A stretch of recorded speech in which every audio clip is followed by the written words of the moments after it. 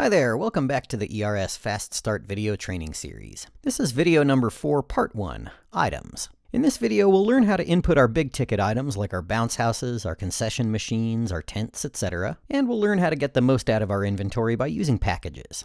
In part 2 of the items video, we'll add all of your ancillary items like snow cone flavor packets and that sort of thing. We'll create your suggested and required add-ons for upselling and obtaining needed information for your orders, and we'll place a couple of test orders. So let's get started by going to Admin, Products, Items.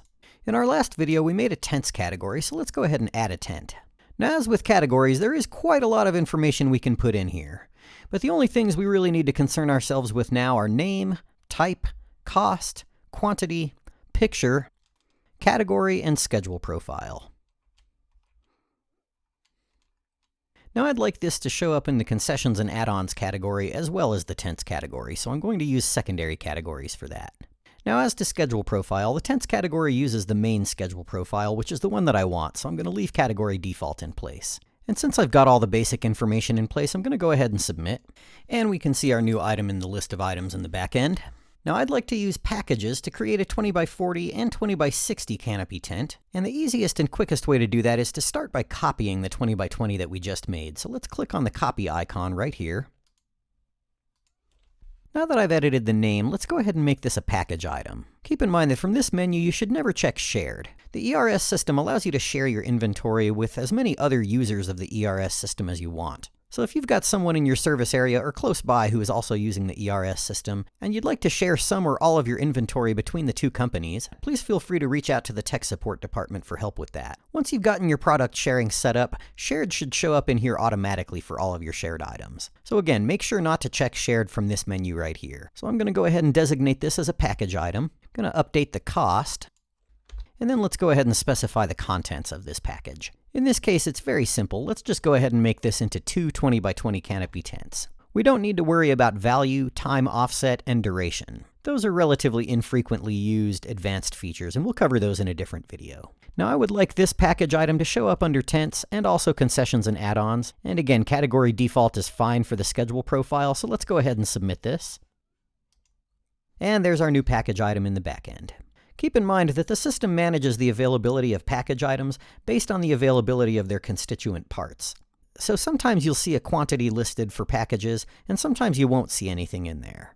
Don't worry about it either way. The system doesn't look at quantity for packages. The system only looks at the availability of the constituent items that would make that package. For example, since the 20x40 canopy tent requires 2 of the 20x20s, if we've got 4 of our 20x20s rented out at any given time, the system will show the 20x20 as available on your website, and the 20x40 will show up as unavailable since it needs 2 20x20s and you only have 1 available. So again, for your package items, don't worry about quantity. The system isn't even looking at that. Now I'd like to also add a 20x60, so again, the easiest way to start that is by copying. Gonna go ahead and submit. And if we open up a copy of the live website, scroll down to the store, and click into the category, we should see the items in there, as well as in our secondary category. And when we click into one of the items, we can see that much like with categories, the ERS system is generating a page path or URL using the name of the item, which again is good for your SEO. Another couple of common uses of packages in the ERS system are wet-dry slides and modular bounce houses. We can see if we click into Birthday Bounce House that it's a package item that uses the modular bounce house and a birthday panel. So it's easy to emulate that for any other panels that we might have. Once again, the copy button will make this real easy. And we can do the same thing here with the Birthday Bounce House.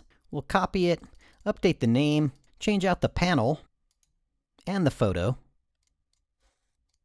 and we're good to go. Now typically as we add new items and packages, they'll show up at the bottom of this list.